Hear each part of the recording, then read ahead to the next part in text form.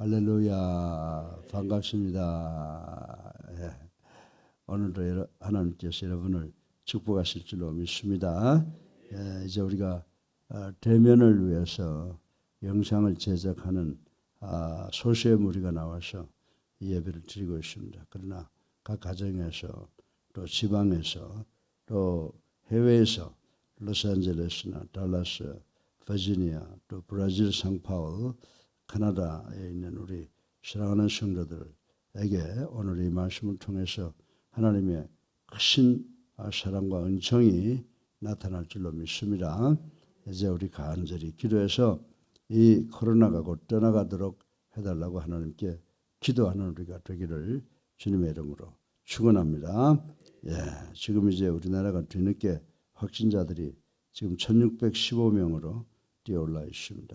우리 모두가 다 기도해서 하나님의 능력으로 이 코로나가 이 땅에서 완전히 박멸되도록 노력하는 우리 모두가 되고, 성전에 모여서 우리가 마음 놓고 찬양하고 기도하고 말씀 듣고 또 우리가 섬기는 코이노니아 교제하는 그런 교회가 되어서 마지막을 맞이하는, 재림을 맞이하는 교회가 되기를 주님의 이름으로 축원합니다. 예. 오늘 이 창세기 22장 지금 1장 또 22장 후반부 등 이렇게 모두 종합해서 이제 말씀을 드릴 텐데, 참으로 놀라운 상황을 우리가 볼 수가 있게 됩니다. 이제 모압의 왕 발락이 메소포타미아에 있던 복술과 발람을 불러서 이스라엘을 어떻게 하려고 그래요? 저주하려고 하고 있는 모습을 우리는 여기서 볼 수가 있는데, 이 두 이방인들의 신앙의 이방인들의 하나님의 역사가 나타나는 것을 볼 수가 있습니다. 그래서 오늘 이 성경 말씀 이 메이저 파트가 되는 주 부분이 되는 22장 15절로 마지막까지를 이렇게 주애를 해보면요, 부돌의 복술과 발람은 하나님의 강력한 반대 의사를 전달받고 모압 왕인 발락의 초청을 일단 거절하는 모습이 지난 시간에 우리가 생각해 봤죠. 그것이 바로 22장 1절부터 14절까지의 스토리라고 말씀을 드릴 수가 있습니다. 그러나 본문에 이르러 발락은 발람을 통해 기어코 이스라엘을 저주하려는 자신의 뜻을 관찰하겠다라고 하는 결심을 하고 두 번째로 발람을 또 초청을 했습니다. 이런 본문을 요약해 보면 네 가지 상황이 벌어지는데, 첫 번째로 초청에 실패한 발락은 발람의 마음을 돌이키기 위해 직위가 한창 더 높은 사신들 대사를 발람에게 보내서 와달라고 설득을 하는 그 말씀이 15절에서 17절까지 기록되어 있습니다. 그리고 두 번째로 이에 발람은 겉으로는 경건한 여호와의 사람, 신앙인인 척하면서 하나님의 뜻을 물었고, 하나님께서는 그에게 모압 방문을 허락하고 당신이 말하는 것 외에는 말하지 말라고 무섭게 엄히 명령을 하셨습니다. 그것이 바로 18절에서 20절. 그러나 하나님께서는 발람이 당신의 뜻을 드러내는 일보다 자신의 사리사에게 더 관심이 있음을 간파하시고 발람의 가는 길을 막으려 하셨을 뿐만이 아니라 그의 나귀의 입술을 통하여 발람을 책망하신 사건이 21절부터 23절에 기록이 되어 있습니다. 그런 후에 발람의 눈을 밝히시고 그에게 오직 여호와의 말만 전하라고 당부를 하셨는데, 그것이 22장의 후반부에 들어가서 있는 말씀이라고 생각할 수가 있습니다. 이처럼 오늘 본문을 이렇게 잘 살펴보면 하나님의 뜻보다 자신의 사리사욕에 더 눈이 어두운 사람은 참으로 무엇보다 못하다고 그랬어요.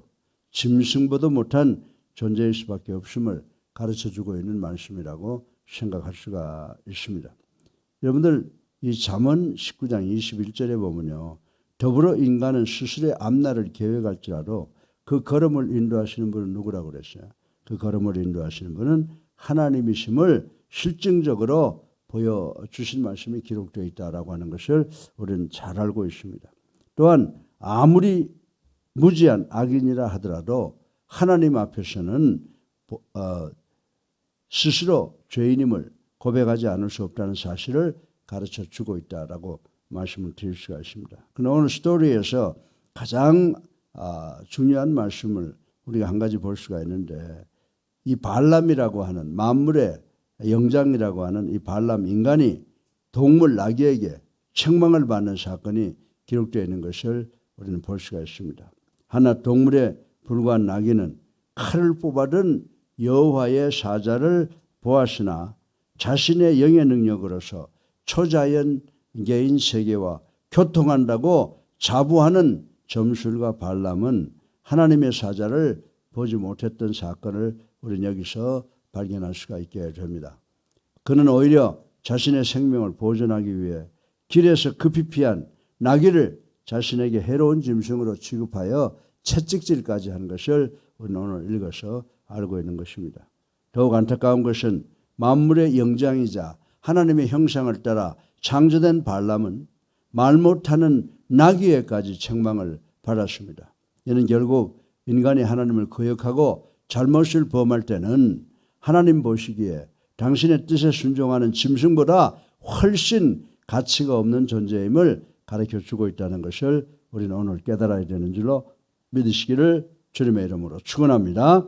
특히 유다서 1장 11절의 말씀을 빌린다면 이때 발람의 눈이 어두워졌던 주 요인이 무엇이었습니까? 발람의 눈이 어두웠던 주 요인은 바로 물욕과 탐심에 의한 것임을 우리는 알 수가 있게 된다라고 하는 것입니다. 실로 인간이 아무리 거룩하게 하나님의 형상을 닮은 거룩하게 빚어진 존재라고 하더라도 물욕을, 욕심을 억제하지 못하면 범죄하게 되고 마침내 영원한 멸망에 이르게 된다라고 하는 사실을 우리는 반드시 깨달아야 되는 줄로 믿으시기를 주님의 이름으로 축원합니다. 그래서 오늘 이 말씀을 통해서 우리가 두 가지의 눈을 발견할 수가 있어요. 뭡니까? 하나는 나귀의 눈이고 또 하나는 발람의 눈인데, 이 나귀의 눈과 발람의 눈을 비교해보고 이 말씀을 21세기를 살아가는 우리들의 삶 속에 어떻게 적용해서 교훈을 받느냐라고 하는 것인데, 이 말씀을 통해서 귀한 교훈 받는 우리 성도님들 되시기를 주님의 이름으로 축원합니다. 오늘 이 본문 말씀을 통해서 우리가 두 가지 뭘 발견할 수 있다고 그랬어요. 동물인 나귀의 눈과 사람인 발람의 눈을 서로 비교해 볼 수가 있다라고 제가 말씀을 드렸습니다. 근데요, 요즘에 과거도 그렇겠지만 역사 속에서도 보면 그렇게 했겠지만은 현대를 살아가는 모든 세상 사람들은 하나님을 알려고 하지도 않습니다. 그리고 하나님에 대하여 짓거리만한 관심도 없다라고 하는 것을 부인할 수 있는 사람이 그렇게 많지 않습니다. 영원한 생명과 평안이 있는 하나님을 도외시하는 것, 이거 얼마나 안타까운 일입니까? 또 얼마나 무서운 일입니까? 더구나 백성들이 하나님을 모독할 때는 더더욱 그러하다라고 말씀을 드릴 수가 있습니다. 사랑하는 성도 여러분, 우리는 그러한 사람들을 향해 연민 가득한 심정으로 왜 저리도 모를까? 우리 눈에 보이는 듯 확연한데 라고 우리 자신의 마음을 두들기며 우리 스스로가 반문해 볼 때가 참으로 많이 있다라고 하는 것입니다. 그런데 이처럼 구원받지 못한 백성이 하나님을 깨닫지 못하는 이유가 무엇일까요? 하나님을 알지 못하고 하나님을 믿지 못하는 이유가 무엇일까요? 오늘날처럼 정치, 경제, 사회, 교육, 도덕 어렵고 또 코로나19가 전 세계를 향해서 공격해 오고 있고, 우리도 지금 지금 이 4단계로 업그레이드 시킬 정도로 지금 코로나가 기승을 부리고 있습니다. 이런 어려움과 고통 속에 있음에도 불구하고 왜 우리는 구원받지 못한 백성이 돼서 하나님을 깨닫지 못할까요? 그 깨닫지 못하는 이유가 무엇이겠습니까? 오늘 우리가 읽은 이 본문의 이 발람과 나귀 사건에서는 하나님을 발견치 못하는 죄인의 상태와 그 이유에 대해서 간단하지만 분명하게 서술하고 있는 것을 깨달아야 되는 줄로 믿으시기를 주님의 이름으로 축원합니다.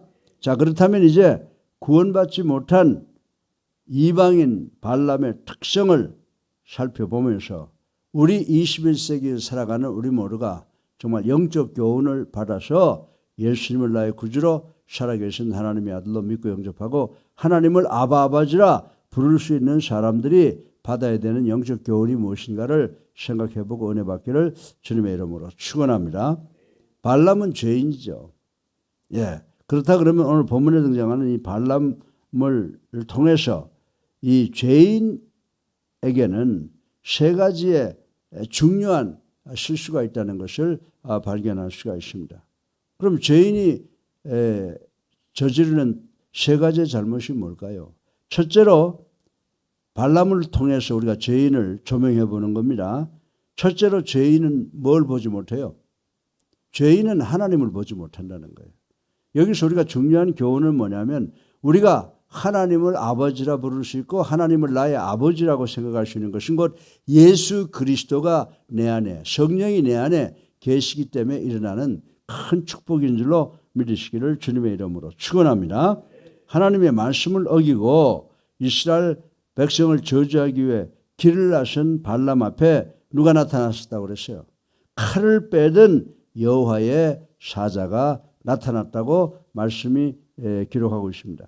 그런데 이상한 것은 말 못하는 동물, 말 못하는 짐승 나귀는 칼을 빼들고 당장 자신을 찌를 것 같이 서 있는 하나님의 사자의 모습을 발견했습니다. 그렇죠? 그런데 만물의 영장이라고 자칭하는 사람인 발람은 하나님의 사자를 눈으로 볼 수가 없었다고 하는 사실을 우리는 여기서 발견할 수가 있습니다. 놀라운 사실입니다. 그렇습니다. 사랑하는 성도 여러분, 세상의 욕심으로 가득 찬 눈, 여호와 하나님의 절대 주권을 인정하지 못하는 눈, 그리고 심히 부패한 세상 인간들, 죄인들의 눈에는 정령 살아 역사하시는 하나님이 보이지 않는 줄로 믿으시기 바랍니다. 죽은 영혼이 뭘 볼 수 있겠느냐라고 하는 것입니다. 우리가 걸어다닌다고 하더라도 주를 알지 못하는, 예수를 알지 못하는 사람은 죽은 영이기 때문에 살아 이 온 역사를 주관하시는 하나님의 모습을 볼 수가 없다는 사실을 우리는 깨달아야 되는 줄로 믿으시기를 주님의 이름으로 축원합니다. 그러기에 여러분들 역사를 보세요. 대표적으로 노아의 시대 사람들도 소돔성 사람들도 하나님을 보았어요, 못 봤어요? 하나님을 볼 수가 없었어요. 왜? 그들의 영혼이 다 죽어있기 때문이었다라고 말씀을 드릴 수가 있습니다. 사랑하는 성도 여러분, 오늘날 21세기를 살아가는 사람들도 예수님을 그리스도로 살아계신 하나님의 아들로 그 마음에 영접하지 아니하고 인본주의와 이성주의 그리고 세속주의에 눈이 멀어 있는 죽은 현대인들 역시 하나님을 볼 수 없게 된다는 사실을 우리는 깨달아야 되는 줄로 믿으시기를 주님의 이름으로 축원합니다. 바로 이런 까닭에 마태복음 11장 25절을 보세요. 우리 예수님께서 뭐라고 말씀하셨어요? 우리 예수님께서는 진리와 그 진리의 주체이신 하나님을 뭐라고 말씀하셨어요?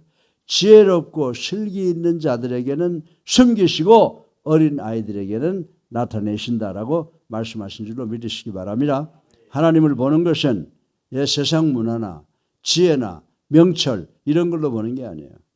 여기서 어린아이들을 말하는 것은 뭐냐면 순수한 마음으로 예수님을 자신의 구세주로 살아계신 하나님의 아들로 믿고 영접한 이 사람들만이 살아계신 하나님을 볼 수 있다는 말씀인 줄로 믿으시기를 주님의 이름으로 축원합니다. 하나님의 존재를 바로 인식하지 못하는 그들의 영혼은 무엇보다 못해요? 미물 동물인 나귀보다 못하다는 사실을 깨닫고 하나님께 감사하고 행복해하는 우리 믿는 자들이 되시기를 주님의 이름으로 축원합니다. 세상의 문화로 철학으로 과학으로 볼 수 없는 그 하나님을 우리는 예수님을 통해서 볼 수 있다고 하는 것이 얼마나 기쁜 일인가를 다시 한번 깨닫는 우리 모두가 되시고 우리를 향해서 엄습해오는 세상의 모든 잡다한 것과 코로나19까지도 싸워서 승리하는 우리가 될 줄로 믿으시기를 주님의 이름으로 축원합니다. 예, 첫째로 죄인 발람은 누굴 보지 못했어요? 하나님을 보지 못했습니다. 그래서 죄인은 하나님을 볼 수 없다라고 말씀을 드릴 수가 있고요. 두 번째로 죄인은 하나님의 간섭을 인식하지 못한다라고 하는 것입니다. 발람은 천사를 보고 무서워하는 나귀를 채찍질했다고 23절, 27절에 기록이 되어 있지 않습니까? 예, 여러분들 발람은 지금 벌어지고 있는 모든 현상을 나귀의 못된 행동 탓으로 돌린 채 그 나귀의 행동 배후에 섭리하시는 하나님의 손길을 깨닫지도 보지도 못했다라고 하는 사실을 우리는 두렵게 인식해야 되는 줄로 믿으시기를 주님의 이름으로 축원합니다.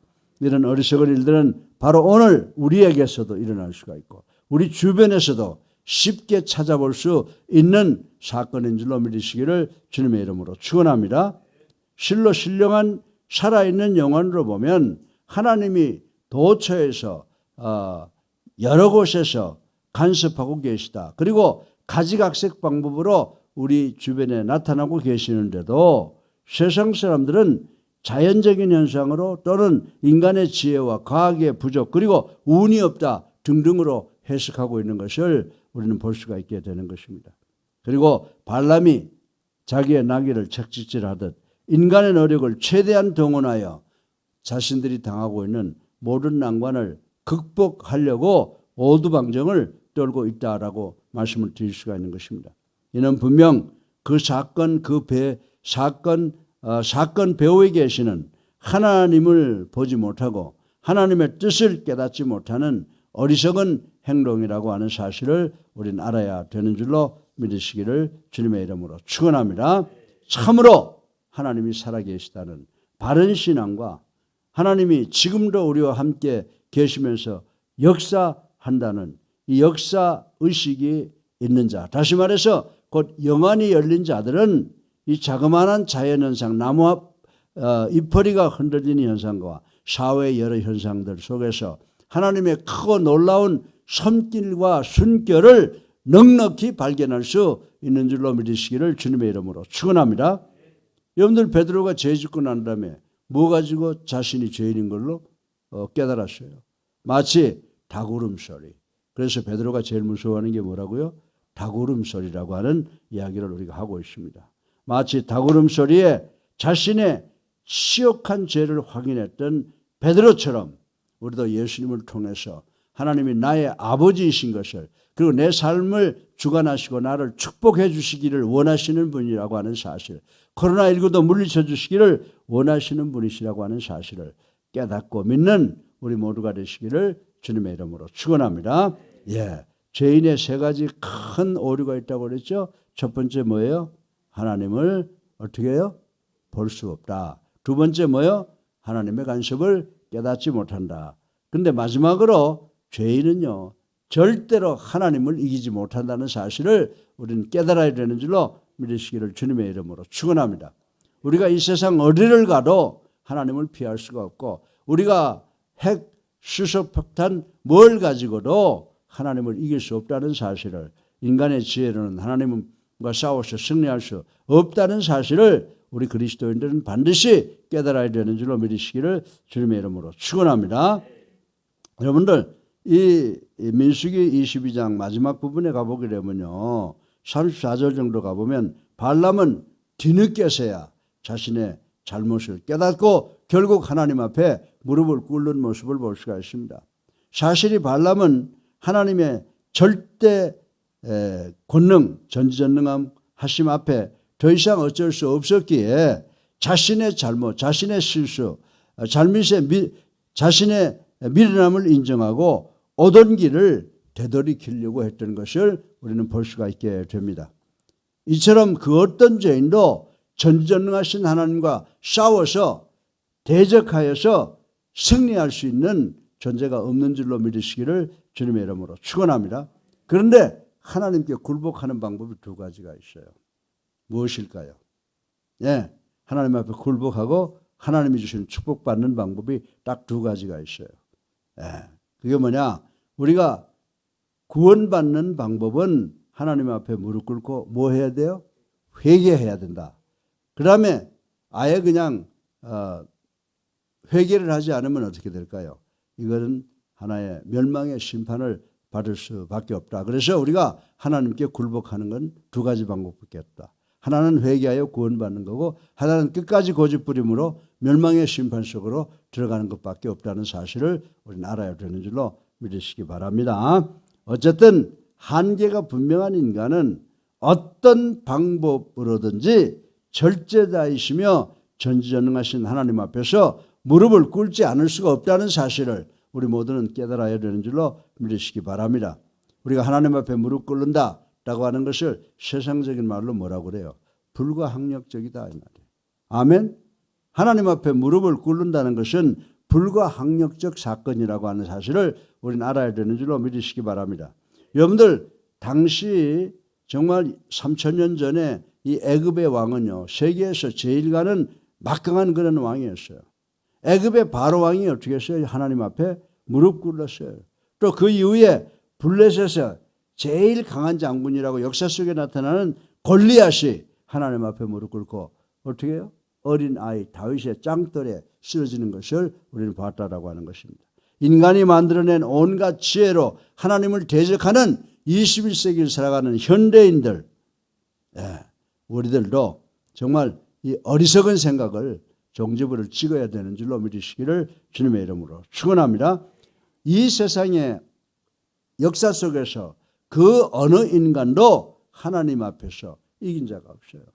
하나님 앞에서 무릎 꿇지 않은 자가 없다는 사실을 우리는 알아야 되는 줄로 믿으시기 바랍니다. 왜냐하면 머지않아 하나님께서 이 21세기를 살아가는 믿지 않는 백성들을 굴복시킬 것이기 때문인 줄로 믿으시기를 주님의 이름으로 축원합니다. 그래서 적어도 지혜로운 성도라고 하면 하나님의 분노에 찬 심판으로 인해 어쩔 수 없이 굴복하기 전에 스스로 하나님 앞에 나와서 가슴을 찢고 회개하는 그런 성도가 되어야 될 줄로 믿으시기를 주님의 이름으로 축원합니다. 사랑하는 성도 여러분, 한갓 미물에 불과한 나귀에게 보였던 여호와의 사자가 영계에 관하여는 복술과 발람에게 보이지 않았던 사실은 매우 아이러니컬하다라고 말씀을 드릴 수가 있습니다. 그러나 이것이 욕심과 제약으로 눈이 가리워진, 교만으로 눈이 가리워진 사악한 인간의 일반적인 상태라고 하는 것을 우리는 알아야 되는 줄로 믿으시기를 주님의 이름으로 축원합니다. 실로 영의 눈이 가리워진 자들은 하나님을 볼 수 없었을 뿐더러 그 뜻도 깨닫지 못하고 저항을 계속한다라고 하는 것입니다. 한마디로 말하면 죽은 영혼의 소유자들이다라고 말씀을 드릴 수가 있습니다. 물론 결국에는 하나님 앞에 무릎을 꿇게 될 것입니다만은 우리는 강압적으로 하나님 앞에 무릎 꿇기 전에 내 죄와 교만과 욕심으로 가리워진 우리 육신의 눈을 열어 주의 기이한 법도와 참된 복된 길을 볼 수 있는 영안을 열어달라고 겸손히 무릎 꿇고 기도하는 우리 모두가 되어야 될 줄로 믿으시기를 주님의 이름으로 축원합니다. 여러분들 죄인은 어떻다고요? 하나님을 보지 못한다. 죄인은 하나님의 간섭을 깨닫지 못한다. 죄인은 절대로 하나님과 싸워서 이길 수 있는 존재가 아니다 라고 하는 이 세 가지를 반드시 기억하시는 우리 모두가 되시기를 주님의 이름으로 축원합니다. 자의 많으신 아버지 하나님, 오늘도 귀한 진리를 배웠습니다. 죄인은 하나님을 보지 못합니다. 죄인은 하나님의 간섭을 깨닫지 못합니다. 죄인은 하나님을 이기지 못합니다. 그러 우리가 예수 그리스도를 나의 구주로 살아계신 하나님의 아들로 믿고 영접해서 하나님의 자녀가 되어서 영안이 열려서 전전능하신 하나님을 보고 하나님의 섭리 속에서 시온의 대로를 살아가는 우리 모두가 되게 하여 주시옵소서. 예수 그리스도 이름으로 감사하며 기도드렸사옵나이다. 아멘. 할렐루야. 우리 앞에 불 보시고 주님의 사랑으로 인사들 한번 다 합시다. 정말 반가워요. 고마워요. 이제 우리 다 같이 259장 찬송 부르시고 기도하는 시간 갖겠습니다. 여러분들 우리 교회 대표들이에요. 여러분들이 나오셨기 때문에 우리 교회가 전체가 다 출석했고 우리 교수선교회 부총장하고 또 우리 문 교수님 오셔서 다 참석한 줄로 믿습니다. 이제 우리 다 같이 찬송가 259장 부릅니다.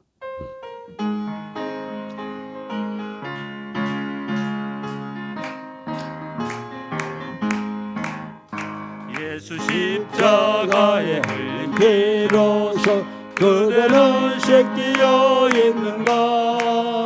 더러운 죄 이게 하는 능력을 그대는 참으지 않은가. 있는가 예수의 보혈로 그대는 씻겨 있는가 마음속에 여러 가지 죄악이 깨끗이 씻겨 있는가 주 예수와 밤낮으로 늘 함께 그대는 행동을 하는가 아무 때나 어디서나 그대는 십자가 붙들고 있는가 예수의 보혈로 그대는 씻겨 있는가 마음속에 여러 가지 죄악이 깨끗이 씻겨 있는가 주님 예수 다시 올